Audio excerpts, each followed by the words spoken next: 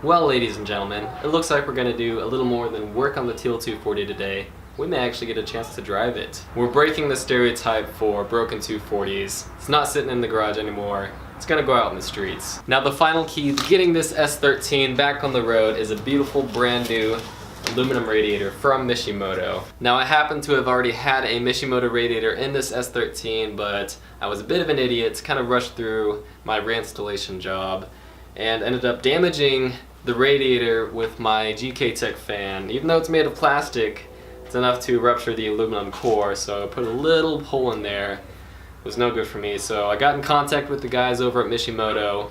Couldn't cover it under warranty, but they did hook me up with another replacement, so shout out to Mishimoto for helping me out, and I just had to have another one of these radical radiators back in the S13, so why don't you say we get to it? So the core got damaged from the fins in my fan. These parts are still intact, but they are bent. The real damage done here was this hole in the core.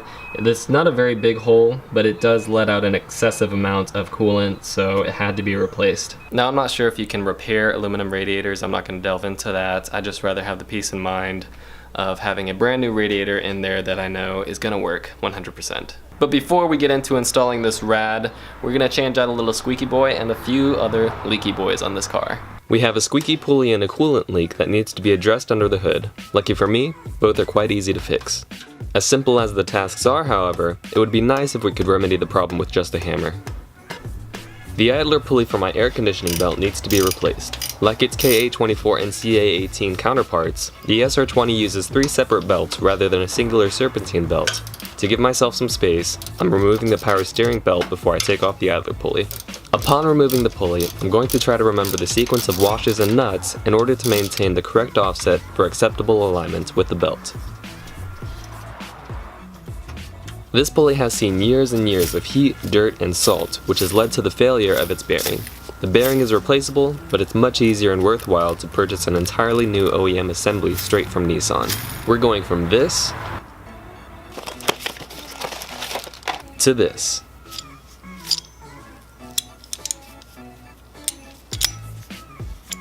Just to be sure I ordered the right part, I wrapped the belt around the pulley to ensure it was a correct fit. Installation is the exact same as the removal. Tighten the pulley down to the bracket and make sure it spins freely before you install the belt. If it doesn't move at all or binds up, you've most likely installed the washers in the wrong order, which is easy to do. I got it wrong the first time, but it was a quick swap and wash replacement that fixed everything.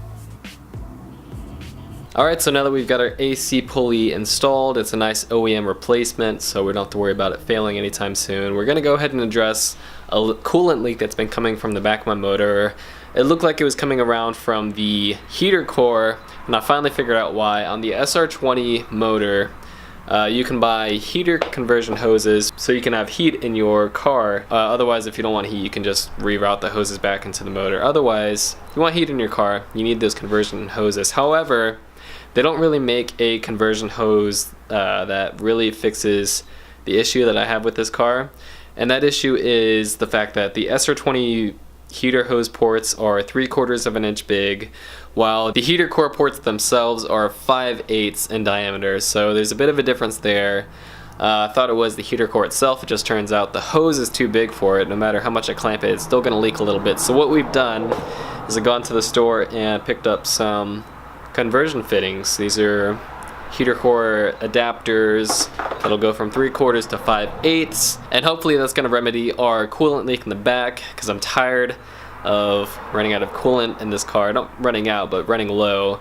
There's always a puddle underneath my car, and it's kind of embarrassing driving away with a puddle of coolant underneath your car, so away with it. So this is going to be a big pain in the butt, but we essentially have to plug in this port here. I got 2 of these. I'll plug one into each of these hoses that go into the heater core, and we've got some 5/8 diameter hose to go from this end back into the car itself.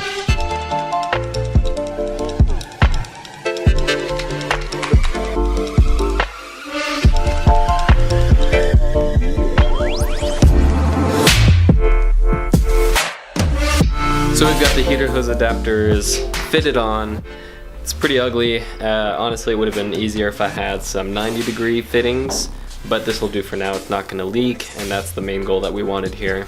As you can see, super ugly with all those clamps back there, but at least it's not going to leak. As I said before, 90-degree fittings would fit much better. There would be less kinking, but it's not fully kinked, so we're still gonna get coolant through all those hoses, so it's gonna be fine.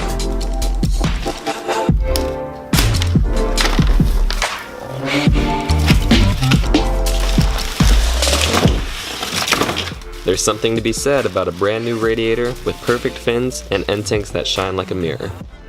I don't want to risk poking another hole in my brand new rad, so I'm gonna go ahead and install the shroud while it's out of the car. Don't mind the gaping hole there. It allows for clearance for my AC components that have yet to fully function. All good things come with time.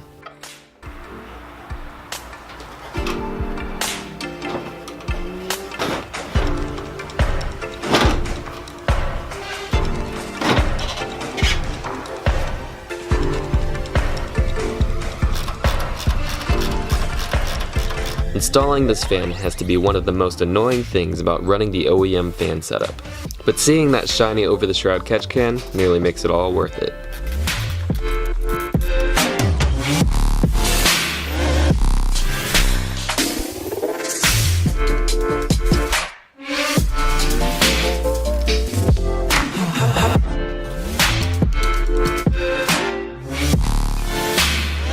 I'm running Nissan Blue Coolant. It's what they use in modern GTRs, so obviously it's good enough for this dirty old Nissan.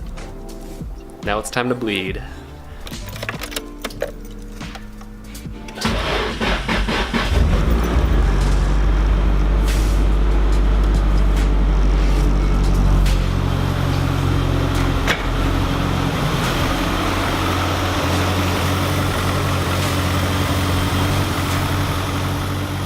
To rid the cooling system of any air, I've tilted the front end of the car up at an angle to ensure all bubbles will find their way to the highest point in the system. All the air that escapes gets promptly replaced with Nissan Super Blue Juice. Woo! Guys, this car is running phenomenally right now. So much better, obviously, now that we've got that intercooler pipe back on. We've got the radiator system bled, or the cooling system bled, for the most part. I think we can bleed a little more air out of there, but we got the most out of it. The way I went about it is lifting up the front end of the car so that the radiator cap was the highest point in the system, so that all bubbles would travel up to that opening and escape. So I think we got pretty much all of it. Like I said, we could add a little more if we wanted to. Now, because of how rich this thing was running it while we were trying to diagnose what was wrong before we got it all put back together, the oil smells really gasoline-y, so I'm going to go ahead and change the oil tomorrow morning probably. Gasoline can really thin out oil and take away those protective properties, so we're not going to take any chances. We're just going to go ahead and change it out with some fresh fluid, even though I changed it maybe 200 miles ago. I just want to play it safe and take care of this motor. I'm pretty psyched about this. I don't think I'm going to get to drive it tonight, so hopefully we'll come back to it